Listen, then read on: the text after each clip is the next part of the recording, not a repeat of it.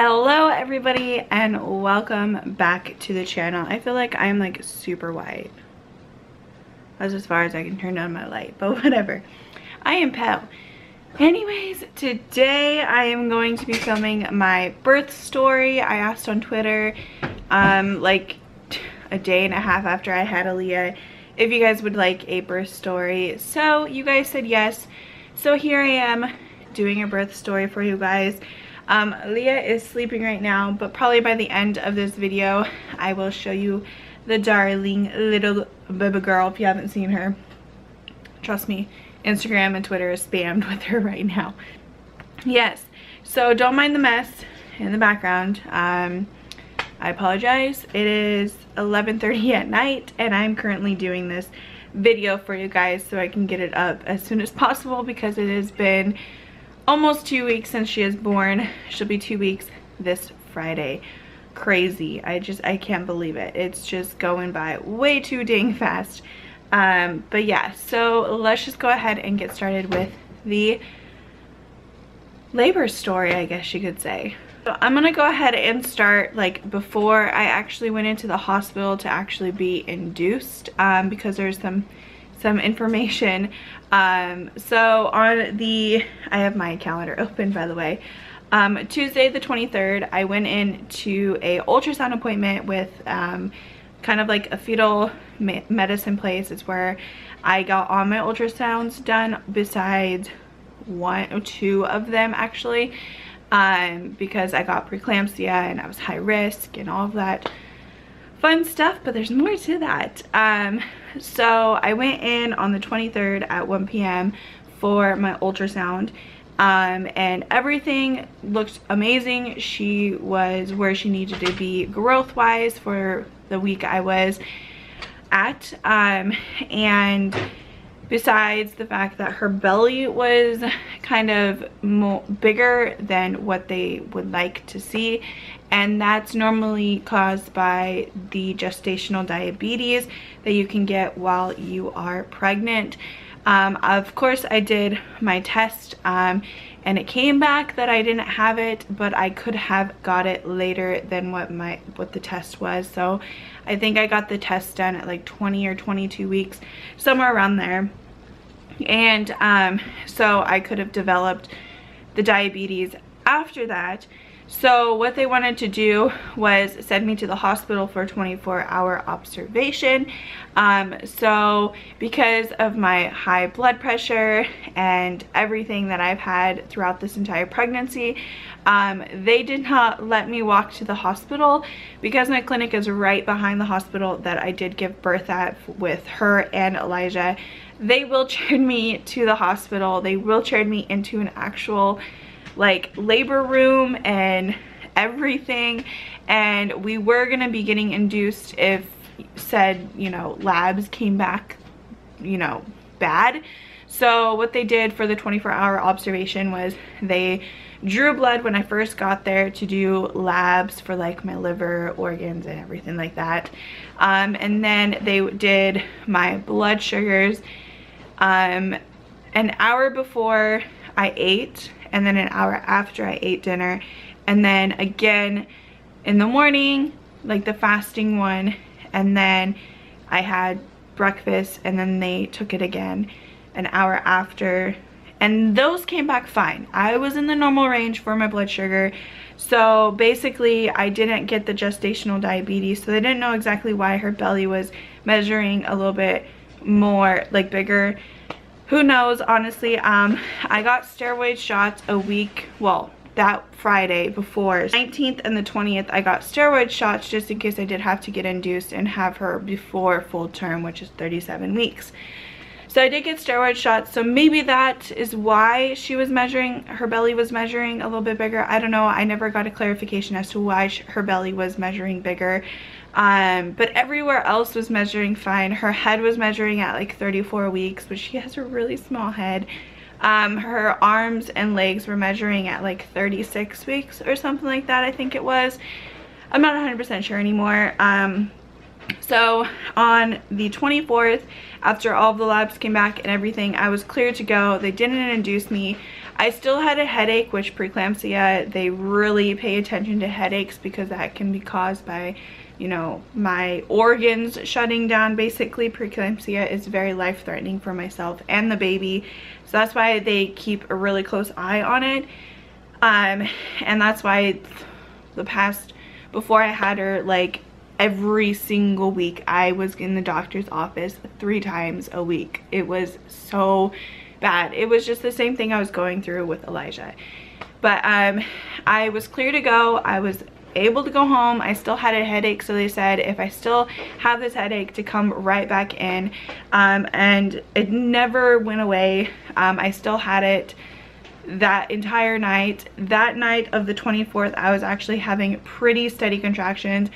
They were pretty strong contractions. I had contractions for 2 weeks prior. Like this entire time I've had contractions for like 2 weeks and everything like that. And it was, these contractions were like worse than the contractions I was having. I would just consider the contractions I was having actually Braxton Hicks after these. They were like 4 to 5 minutes apart, lasting about a minute. I almost went in just because of my headache and then the contractions, and maybe I was stressing her out. My body was stressing her out. My body was basically giving up, I guess you could say.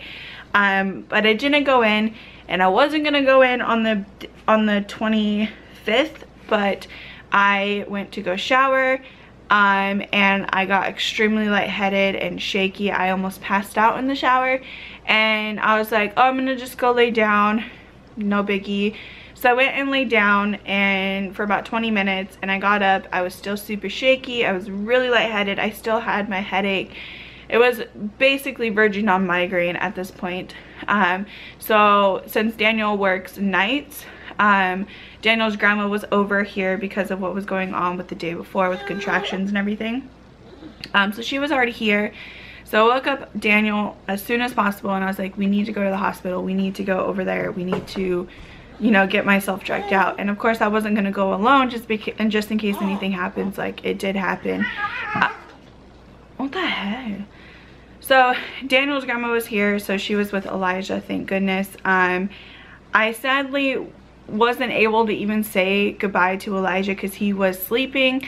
But when I got to the hospital, they brought me to the triage room, and they were like, what's going on, blah blah blah. I told them I had a headache, and I told them about my 24-hour observation and how they said if I still have a headache to come right in. So I get to the triage room. They set me up on the monitors. Babies look amazing. My blood pressure was really high. It was like 160 over 100. That's really high. I don't know the exact date or numbers, but it was that high. And they're like, okay, you know, can you leave a urine sample? So of course I left a urine sample because as pregnant people need to pee a lot. So I left a urine sample so they could test my protein in my urine. That was high. So they called the doctor, which is the doctor that has prescribed me with steroid shots. So she knew everything that was going on with me. She came down to the triage room and was talking to me. Basically the nurse was like, you're not leaving this hospital until you have this baby, pretty much. So is that okay with you? I'm like, yeah, I don't have anything ready for her as far as a hospital bag. Car seat wasn't even in the car yet. It was crazy. So the day of the 25th, I got admitted into the hospital, into an actual room about noon-ish, I guess you could say, somewhere around there. And about 2 p.m. is when they really started inducing me. I got this little thing called the Cervidell. It's like this small with like a string, and it basically is supposed to ripen your cervix, make it, you know, soften and get ready for contractions and blah, blah, blah. Well, that dilated me to a 2. And then they put this balloon catheter in me. I don't know if that's the exact words or terms for it, but it's literally shaped like a balloon, and they put it up here and makes you contract. And let me tell ya, I was in pain. The Cervidell was in there for 12 hours, and then this was in there for 12 more hours. And the reason why they gave me this is because I was on a magnesium drip for my blood pressure, so I didn't have a seizure. And the magnesium drip actually was stressing out Aaliyah, and her heartbeat was like flat. She's normally up in like the 150, 155 range. Her heartbeat was about 124 to 130 for a good, you know, hour or so. So they didn't want to give me Pitocin, which is also something to help with contractions and stuff like that. So they didn't want to give me Pitocin just in case that was gonna double stress her out, and then have to rush me to a C-section. So they played it safe, which I was so happy about. But I wasn't happy about how this balloon catheter made me feel. Oh my god. So it was in there for 12 hours at about, I got it in at 6:30 a.m. on the 26th. And about 3 p.m. is when some gnarly contractions happened. I felt like, oh, it was bad. I don't even know how to explain it. If you've gone through childbirth, maybe you can understand, but if you haven't, it's really hard for me to explain. Basically, I was just not having it. Daniel's grandma, and I don't know if his aunt was there, maybe just his grandma, I'm not sure. Elijah and his grandma were there, and they left, and because they could tell that I was really in a lot of pain, I could not get through the contractions by myself. So luckily that morning I had my mom come. She actually missed Friday for work, and my plan was just to do it just Daniel and I, nobody else in the room, nothing like that, no one else helping me, just Daniel and myself being, you know, intimate, I guess you could say. But I could not do it, and Daniel just was not helping me as much as I needed him to help. Like he didn't know what to do. Basically, he wasn't doing anything really, I don't know. So my mom came down. Luckily she did, because I felt like I was screaming. I was like, I can't do this, I can't do this, I can't do this. Finally 6:30 p.m. hit, and I was like, can you take this balloon catheter out? Like, I'm done with it. And we had to wait for the doctor to come and take it out, or get permission from the doctor to come, you know, for them to take it out. So at 6:30, I'm like, please get this out, please get this out, please get this out. Well, the doctor was busy, so I had to wait for her, and finally the nurse was like, I'm just gonna go ahead and page her and see if it's okay if I take it out. So she ended up taking it out, and then the doctor came and she checked me, or was it, no, the doctor actually came and took it out. Never mind, the doctor came and took it out, and she checked me. I was at a 5, and so she broke my water. It didn't gush or anything yet until I had a contraction. I had a contraction instantly, and it was just all over the place. I wanted to shower, but I was in so much pain. And luckily they asked me if I wanted my epidural, because girl, there was no way I was going through labor without an epidural. I don't know how people do it. I praise the women that go through childbirth without any painkillers whatsoever, because it is, oh, it's painful. So I did get my epidural. I was screaming for the epidural. They called the anesthesiologist, and he's like, okay, I'll be there in like 10 minutes. I'm like, oh my god, that was the longest 10 minutes of my life. It actually turned out to be like 15 minutes long. He finally walked through the door with all this stuff. I had to find, you know, sign a consent form, you know, doctors, hospital, all the stuff that you have to do to have a major, you know, medicine basically. And so I had to sign the consent paper, and he's like, I had a contraction as I'm signing the paper, and he's like, okay, we need to get this going. He did my epidural in 5 minutes. I swear to you, it was the fastest freaking epidural ever. And I was like, thank you for being so fast. Like, I was just like, oh my god, relief basically. And let me remind you, I didn't have much sleep up till this point. So it was, I think it hurt more because I literally had maybe an hour worth of sleep for the day and a half I was in the hospital, or, well, yeah, a day and a half basically. And so I'm like, thank you for being so fast. And he's like, okay, so on a scale of 1 to 10, how bad was, or how is your pain level now? I'm like, I can't feel anything. And he's like, okay, that's good. How was it beforehand. I was like 15,000, and everybody in that room just busted up laughing. It was the best thing ever. I even started laughing. Like, that's how much relief I had. It was so sad. And once I got in position and once everybody left, I was out. I don't know how long I slept.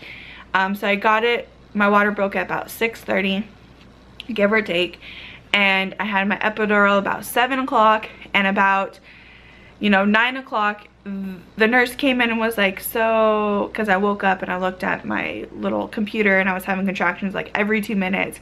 And she's like, so can I go ahead and put the catheter in, because I passed out after I got that epidural. So she wasn't even able to put the catheter in me.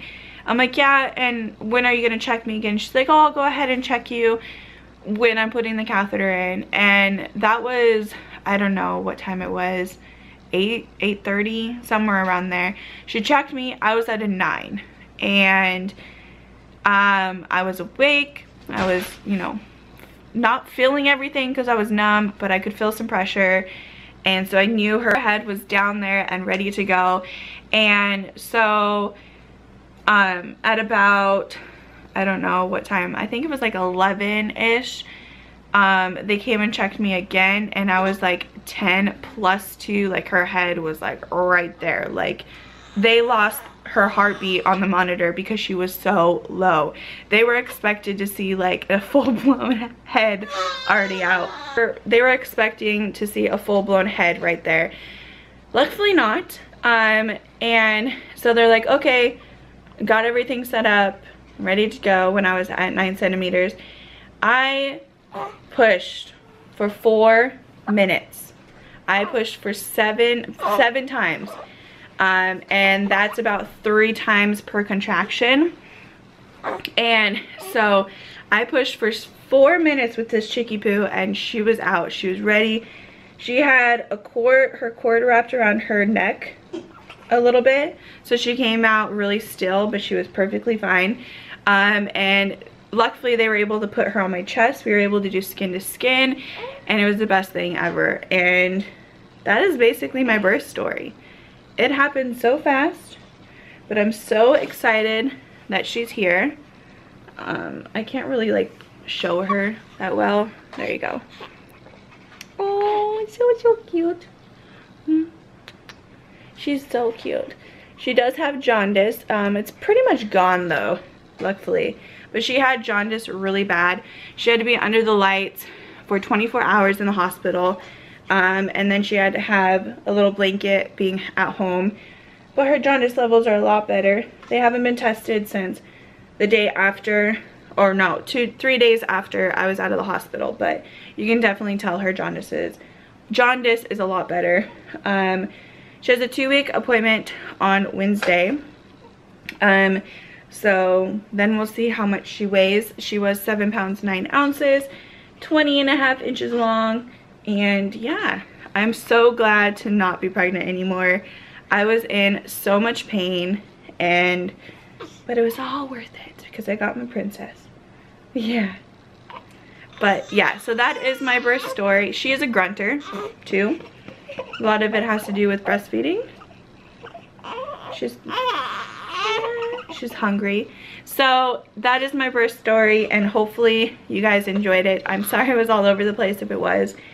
I'll try and edit out all the nonsense. But I'm gonna feed this little girlie and probably head to bed. So I hope you guys enjoyed this video, and look for more videos with this cutie pie and Elijah and myself and Daniel and all the kitties. But yeah, I love you guys, and I'll talk to you guys on my next video. Bye everyone.